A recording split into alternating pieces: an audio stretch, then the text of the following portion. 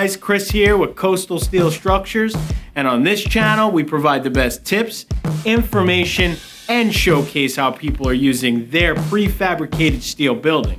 And if you're new to the channel and you like what you've seen, don't forget to like and subscribe. And in this video, we compiled a list of the most how-to questions asked when designing your prefabricated workshop and created the ultimate cheat sheet.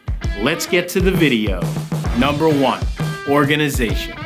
Space is a factor when it comes to organizing your workshop. However, bigger doesn't always mean better. So here are some ways to maximize your space.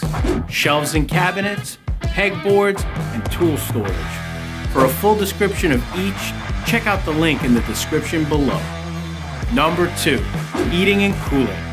This is dependent around the climate surrounding your prefabricated workshop and your comfort zone. Regardless, insulating your workshop should be the first step.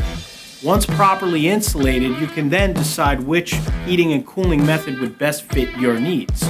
Window units, portable units, natural gas, or wood-burning stoves. Again, for full description, check out the link in the description below. Number 3, lighting and wiring.